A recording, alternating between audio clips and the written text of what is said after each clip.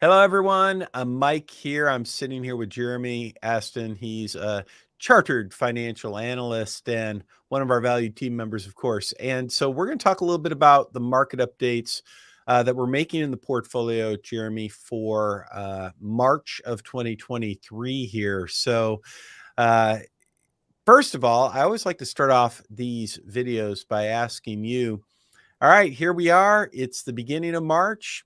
What are you seeing in the markets?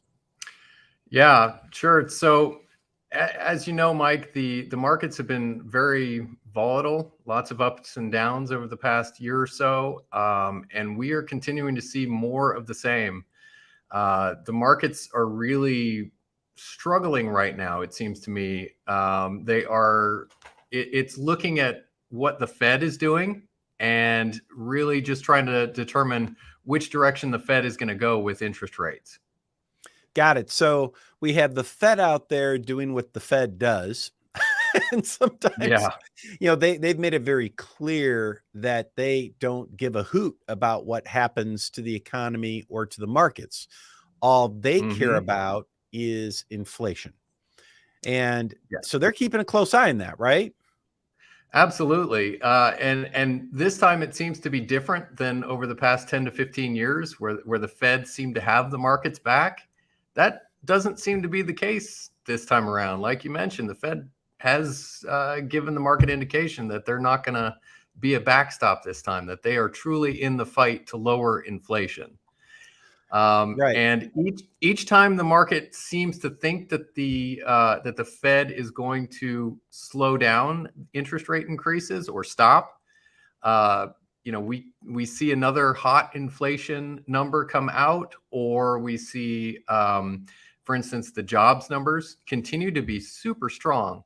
We're seeing the lowest unemployment that has been the case for the past 50 plus years. So the Fed is continuing to get signals from the economy that they have to continue to do more to try and tame inflation.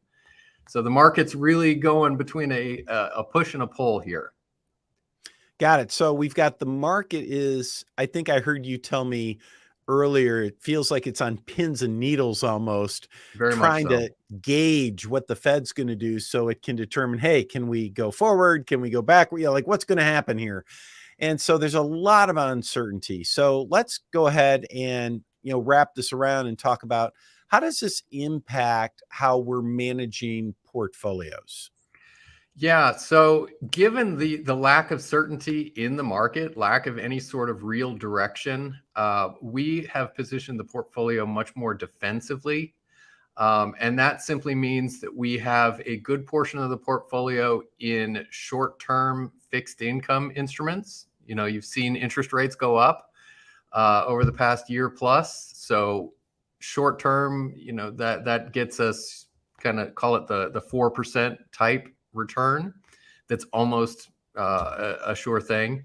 And then we are also on the equity side of the portfolio, we're investing in much more stable type stocks, right? We're investing in utility stocks that have a very strong dividend yield, that don't move around very much. They're very boring, but they also don't slide 20% like we saw many of the growth stocks last year, sliding 50+%, for Yeah, I instance. remember like Amazon going down 50% last Exactly. year. I mean, who would have thunk that, Yeah. I was convinced, Jeremy, that my wife was keeping Amazon's stock price up all by herself, Same here. given Yes. how often they visit our house. I'm sure I joke about that. I'm sure a lot of people feel the same way. So it sounds like on the equity side or the stock side of the portfolio, we're staying very, very defensive for the most part. Yep. Utilities, a lot of dividend stocks, things that, I like the word you use, they tend to be a little more boring. Yep. But I like to say we want to have a boring portfolio so we can enjoy an exciting retirement, right? So, so Absolutely. yeah. But there are a couple pockets out there where I think you've found a little bit of momentum. So we do have some exposure in a couple of places, don't we? Yeah, that's very true. One of the areas that we are seeing some solid momentum is in the international markets. That's both the developed markets and the emerging markets. So developed markets, if you just think about like Europe, Japan, Canada, Australia, that sort of thing, those have started to break out relative to the US markets. It's been a situation where you see these movements happen in long-term cycles. Those developed international markets have underperformed the US for the past 10 to 15 years, and we're starting to see that reverse.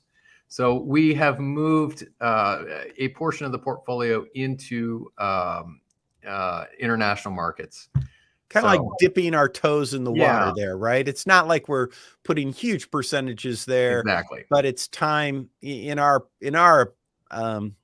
professional opinion, it's time to at least get some exposure in that arena, correct? Correct. They are much less expensive than the US markets. So we think that the expected return going forward, the risk reward profile just looks more attractive to us at this point. Sure. And does the dollar or the strength of the dollar play a role a little bit with international markets? Weren't you telling me something like that? Yeah, it sure does. The US market has been extremely strong. The US dollar has been extremely strong relative to other currencies. So, European stocks or European companies, for instance, that are importing into the US, it makes the goods relatively cheaper. So, it works out better for those companies. They're able to increase revenue a little bit faster than they otherwise would if the euro was stronger than the dollar, for instance. Gotcha. So this is a good thing if you happen to be traveling to Europe, your dollar buys more euro, more goods and services. But for the European companies or for anyone international, the strong dollar makes it a little easier for them to get their revenues revved up, as they say, right? That's correct. There you go. Part of that rebalancing. All right. Before we wrap up today, so if we were to recap, this is what I'm hearing you say. Jeremy, I'm hearing you say that overall, from a portfolio management perspective, our growth portfolios are still maintaining a very defensive posture overall.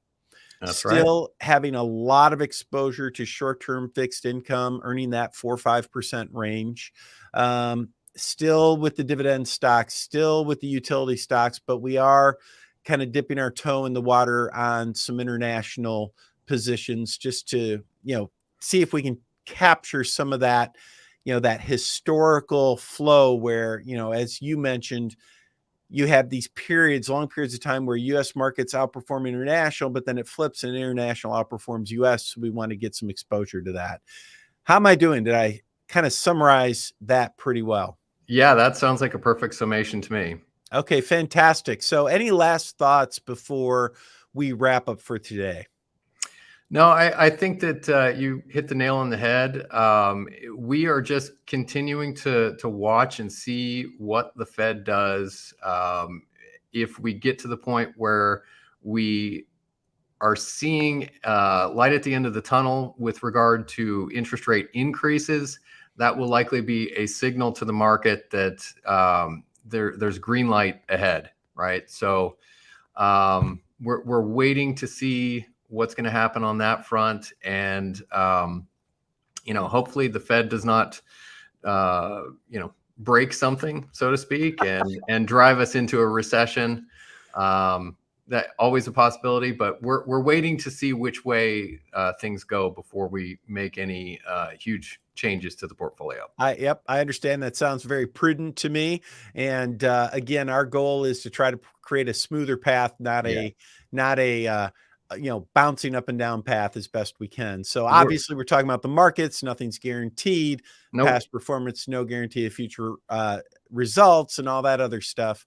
But it sounds like you are making sure that you're doing your best to follow a prudent path that makes smoothing returns, kind of the target, right?